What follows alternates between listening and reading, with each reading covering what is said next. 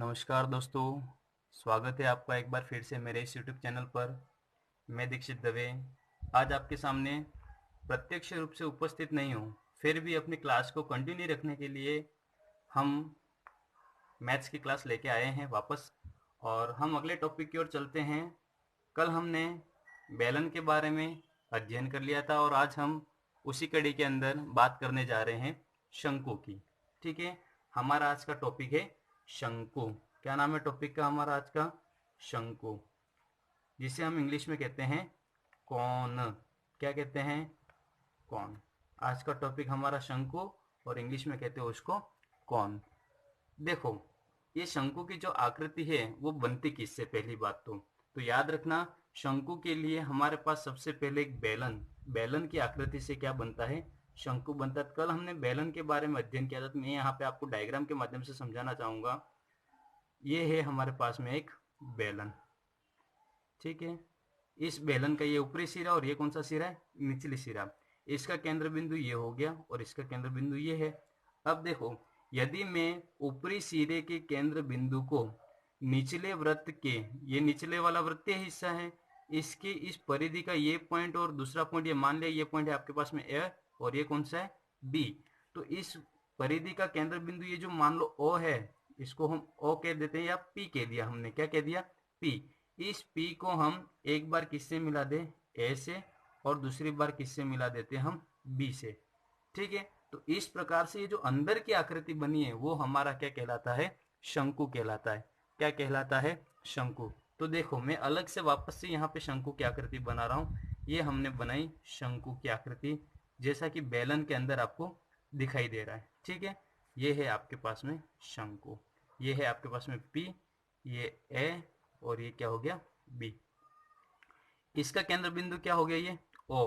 तो देखो, इस केंद्र बिंदु को इस बिंदु P से जब हम मिलाते हैं तो इसकी जो बीच की दूरी है इसे हम कहते हैं ऊंचाई h। क्या कहते हैं? ऊंचाई h। और केंद्र बिंदु O को वृत्त की स्थिति किसी A से मिलाओ चाहे B से मिलाओ, ये उसकी क्या कहलाती है? त्रिज्या। तो यहाँ पे देखो, ये r तो क्या होगी? त्रिज्या हो गई, और जो h है वो h आपकी क्या हो गई? उसकी ऊंचाई। ठीक है, देखो यहाँ पे एक समकोण त्रिभुज बन रहा है। समकोण त्रिभुज में यहाँ पे अलग से बना रहा हूँ। ये आपका एक समकोण त्रिभुज इस शंकु के अंदर बन रहा है। ये पॉइंट P है, ये आपका O हो गया, और ये क्या हो गया? B। यहाँ पे देखो, ये वाला जो है ये हिस्सा, ये आपका कौन सा हो गया? एक समकोण त्रिभुज। ठीक है, तो ये दूरी h ऊंचाई होगी, ये r उसकी त्रिज्या। तो 90 डिग्री के सामने की भुजा जो होती है वो हमेशा क्या होती है? कर्ण होती है। तो हमारे पास एक प्रमेय है, पाइथागोरस प्रमेय, कर्ण स्क्वायर बराबर आधार स्क्वायर प्लस लंब स्क्वायर। ठीक है, अब ध्यान रखना, P से लेके B जो है इसको शंकु के अंदर L से प्रदर्शित किया जाता है। किससे प्रदर्शित किया जाता है? L से। तो हमें किसका मान चाहिए? L का। तो कर्ण की जगह क्या है? L। तो L स्क्वायर बराबर आधार की जगह क्या आपके पास? त्रिज्या, तो R स्क्वायर प्लस L की जगह ऊंचाई h स्क्वायर। तो देखो, L स्क्वायर बराबर क्या हुआ? R square plus h square. तो स्क्वायर हटते सामने क्या लग जाता है? Under root. तो L का मान क्या हो गया?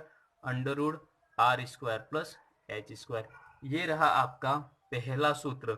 अब सूत्र बता दिया, लेकिन हमें पता होना चाहिए, मैंने आपको बता दिया कि R त्रिज्या और h ऊंचाई। तो L क्या है? इस L को कहते हैं तिर्यक ऊंचाई। क्या कहते हैं? तिर्यक ऊंचाई। L का मान हमारा हुआ, L को हम क्या कहते हैं? तिर्यक ऊंचाई।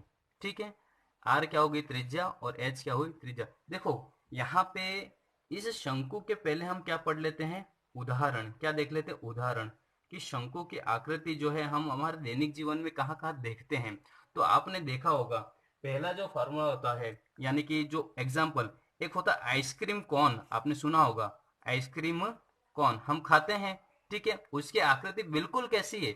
इस शंकु की तरह।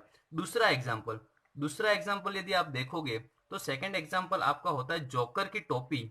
जोकर की टोपी, ठीक है। तीसरा एग्जाम्पल यदि आप लेते हो तो आप देखते होंगे कि जो हमारे पास में पेंसिल होती है, क्या होती है? पेंसिल। पेंसिल का जो नुकीली सिरा है, नुकीला सिरा, वो जो है वो सिर्फ और सिर्फ शंकु का उदाहरण। देखो एग्जाम्पल से समझते हैं। एग्जाम्पल मान लो कि आपके पास एक पेंसिल है, और जब आप दुकान से उस पेंसिल को खरीदते हो तो वो बिल्कुल बेलनाकार आकृति के अंदर, लेकिन जैसे आप उस पेंसिल को छील देते हैं तो छीलने के पश्चात इस पेन के सामने का ये जो मुंह दिख रहा है इस तरह की आकृति बन जाती है। तो जब आप सिर्फ इस सिरे को देखो, जैसे मैं ये पेन खोल रहा हूं तो इसका ये जो सिरा है आपके सामने जो यहाँ पे मैंने ये रखा, इसका ये जो सिरा देखो, ऊपरी सिरा कैसा आ रहा है, नुकीला आ रहा है, और जो ये नीचे वाला भाग है वो कैसा हो गया, इसका वृत्ताकार। तो ये जो आकृति है ये आकृति भी कैसी होगी, एक शंकु की तरह। ठीक है, ये तो थे हमारे शंकु के एग्जाम्पल। तो पहला फार्मूला यहाँ पे हमारे पास में आ गया, शंकु की तिर्यक ऊंचाई कैसी होती है। शंकु की तिर्यक ऊंचाई, क्या फार्मूला आया, L बराबर R square plus H square under root में। ठीक है, बात करते हैं शंकु का वक्र पृष्ठीय। क्या बात करते हैं, शंकु का वक्र पृष्ठ, सेकंड, ये पहला था। दूसरा बात करते हैं शंकु का वक्र पृष्ठ या तिर्यक पृष्ठ का क्षेत्रफल। शंकु का वक्र पृष्ठ या तिर्यक पृष्ठ का क्षेत्रफल। देखो आपके पास में ये जो बेलन बना हुआ है, इस बेलन के अंदर हमने ये शंकु निकाला, तो ये जो भाग है तिर्यक ऊंचाई और इस वृत्तीय भाग से मिलकर बना, वो क्या कहलाता है, उसका वक्र पृष्ठ कहलाता है। और इसका फार्मूला होता है 1/2 गुणा शंकु के आधार का परिमाप इंटू उसकी तिर्यक ऊंचाई कौन सी ऊंचाई हम ले रहे वो कौन सी है, तिर्यक, यानी कि तिरछी ऊंचाई। तो देखो ये तो आ गया 1/2 इंटू आधार का परिमाप। देखो ये शंकु का आधार हुआ, आधार कैसा है, वृत्ताकार, और वृत्त का परिमाप को चाहे वृत्त की परिधि को, उसका फार्मूला क्या होता है 2πr, और उसकी तिर्यक ऊंचाई कौन सी, तिर्यक को हमने क्या माना L। तो देखो ये 2 से ये 2 कट जाएगा, संख्या ऊपर और नीचे कटती है हमेशा, ध्यान रखना। यहाँ पे क्या बचा पाई, ये क्या है r, और ये क्या है L। तो शंकु के वक्र पृष्ठीय क्षेत्रफल का सूत्र क्या हो गया, पाई आर एल। ये आपका कौन सा फार्मूला हो गया, सेकंड नंबर का।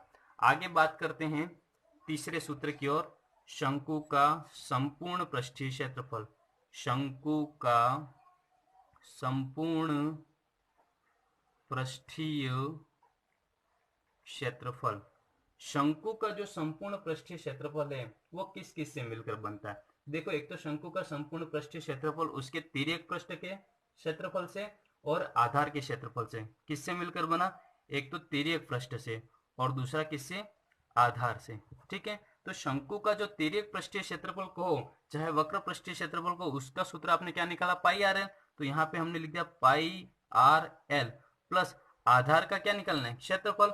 आधार का क्षेत्रफल, आधार कैसा हुआ, वृत्ताकार। ठीक है, तो वृत्त के क्षेत्रफल का सूत्र क्या हुआ, पाई आर स्क्वायर। तो देखो पाई और आर यहाँ पे भी है, पाई आर यहाँ पे भी, तो हमने पाई आर को कॉमन निकाल लिया।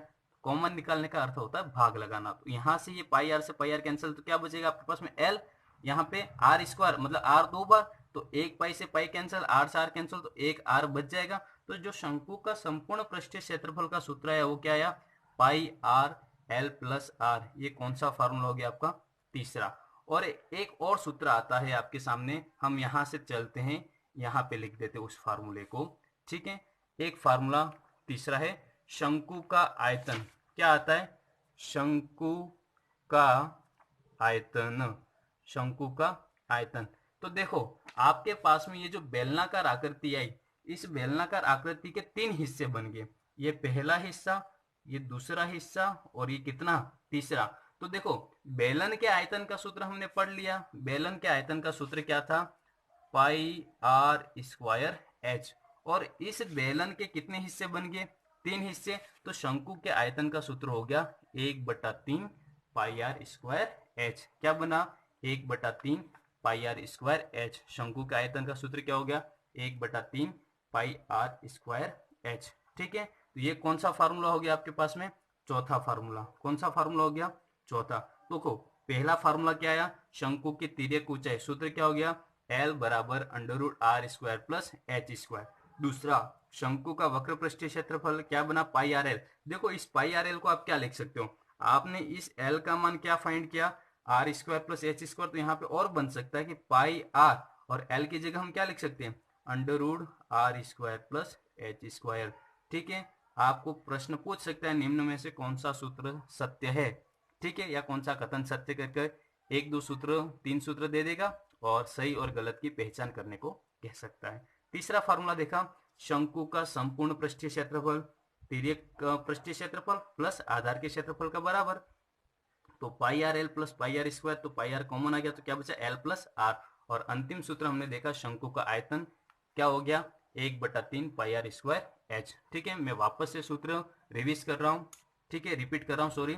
देखो पहला सूत्र, शंकु का तिर्यक पृष्ठीय क्षेत्रफल क्या होता है, तो L equals to under root R square plus H square.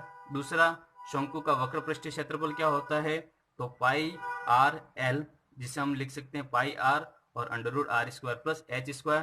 तीसरा, शंकु का संपूर्ण पृष्ठीय क्षेत्रफल क्या हो गया आपके पास में, पाई आर एल प्लस आर। और चौथा सूत्र, शंकु का आयतन क्या हो जाएगा 1/3 पाई आर स्क्वायर एच।